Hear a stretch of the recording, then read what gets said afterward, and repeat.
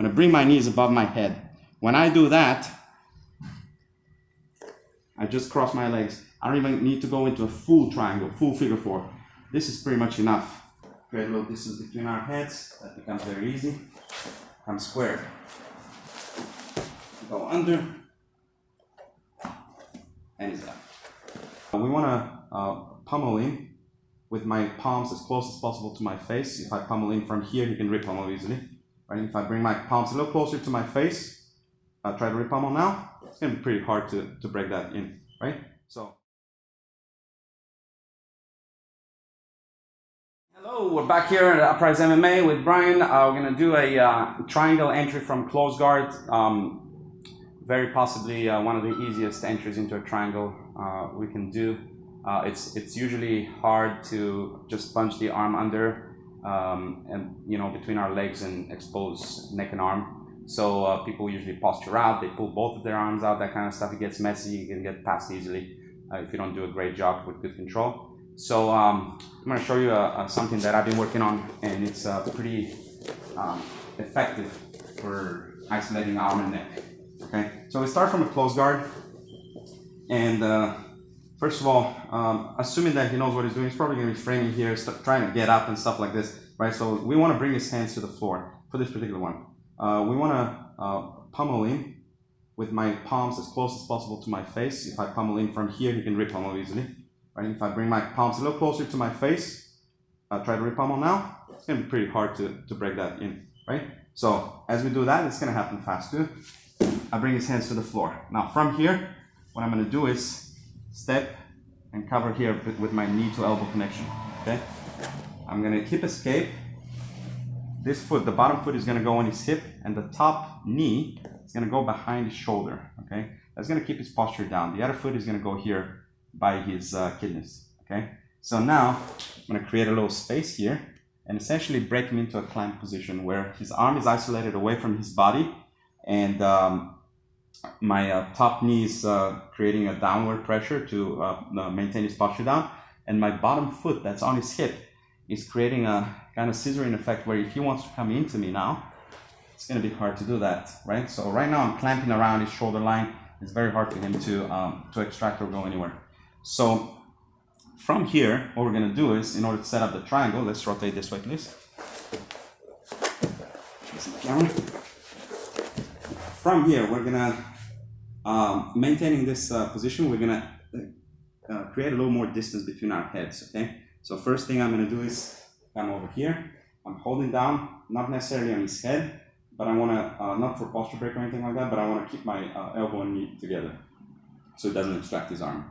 From here, I'm going to bring my foot, and if I can, I'll touch my own knee. If my knee is a little bit further away, it's fine. I want to bring my foot, my heel, on his shoulder, okay? When I do that, I can use it to assist the extraction of my other leg. This becomes very easy. Okay. Now, it's very hard if our heads are close to one another for me to extract my leg. I require a lot of flexibility for that. So what I'll do instead, like I said, I'm going to create that space between our heads. There's that distance, right? Now, when I bring my foot around his shoulder, the other one is very easy to extract. Okay. If, and that's going to be the case most of the time, it's going to be holding down on my knee with his hand, right here, kind of stopping me from bringing my leg out. If he does that, most people will do that. We're just going to grab his knuckles here, all four fingers, no single digit grabbing. I'm going to grab his knuckles and just peel it off. As I do that, notice that I'm palm up. Okay, if I'm palm down here, it's kind of, he can pummel back in and just re-grab. Okay, I'm going to be palm up here. Peel and hold like this. Okay, the only way he's gonna pull his arm out is backwards, and that worked for me.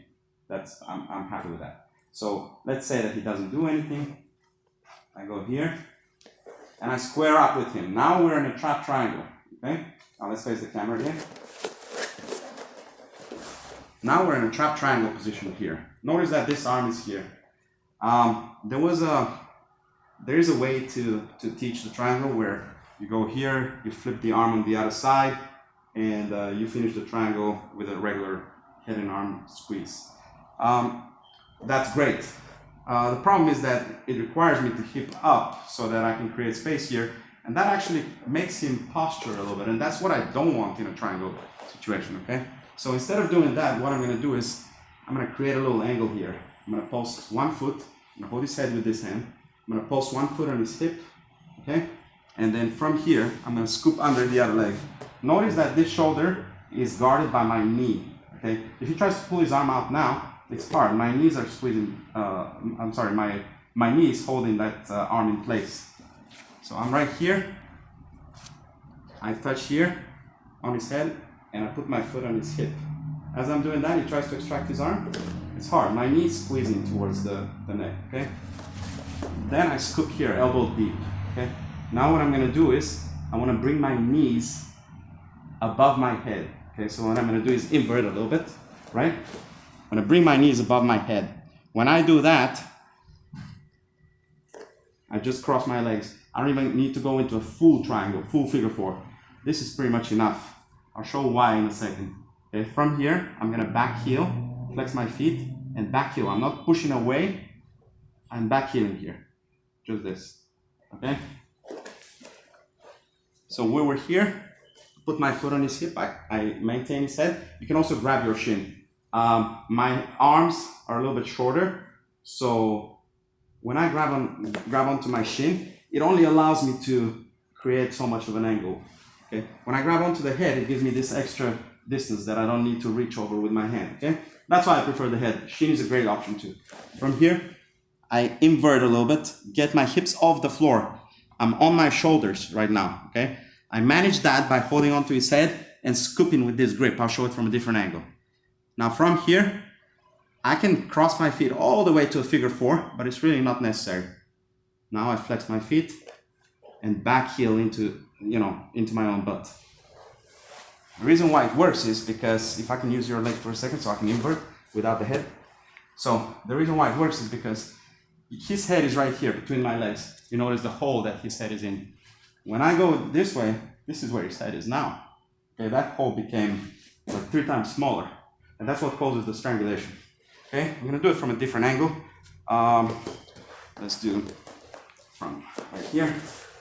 So, first of all, I'm gonna bring his hands to the floor, here, and I create the angle. I isolate this arm away from the body. If I can frame on this hand, here, on this arm, I'm sorry, and post right away, that's even better because that kind of guarantees that he's not going to be defending too much with this arm, okay?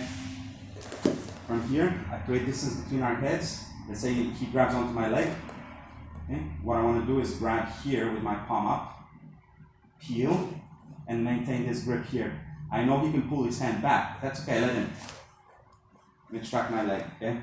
As soon as I do that, grab my knee, please. As soon as I extract here, I put my heel over his shoulder. Now, when he pulls his hand back, if he does, that's okay. From here, the action is such. I'm going to maintain either my shin or his head, put my foot, this left foot, onto his hip to be able to pivot. I pivot this way and I scoop under his leg, elbow deep. Alternatively, I can scoop here, but I can't get such a good angle. This is best. Now, I'm going to invert up, lock my feet, and back heel.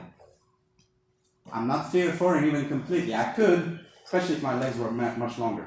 But it's unnecessary, okay? Simply because by creating that angle, we're looking to decrease the size of the hole that his head and arm are in. Okay, so initially, when we're square, there's a big hole there, big enough for his arm and head not to, cause any strangulation. And when I create the angle, it's basically strangling by decreasing of the size of the hole. Okay, so give that one a try. Don't forget that very important part for extraction of the leg is the foot onto his shoulder. That's going to help the extraction of the leg and basically closing the trap triangle. And the other very important point is to extract the leg without any flexibility needed on your part. You need to create a little distance or enough distance between your heads. Okay, if you're too close to him, you won't be able to extract your leg. You're not going to be able to knee all the way towards your face. It's going to be pretty hard. You create a little distance between the heads, the extraction becomes very easy. Once you close the trap triangle, you want to control the head and then start creating the angle with tight knees all the while so that he doesn't pull his arm out. Okay, hold on to the head, scoop under the leg. And this is it. Let's do one more demo real quick.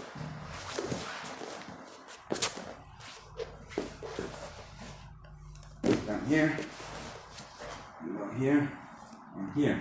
So he grabs onto my leg, peel it, see where my foot is on his shoulder, create a little distance between our heads, that becomes very easy. Come square. Go under, and he's done. As always, thank you, Brian. Thank you, Uprise MMA. Please like and subscribe.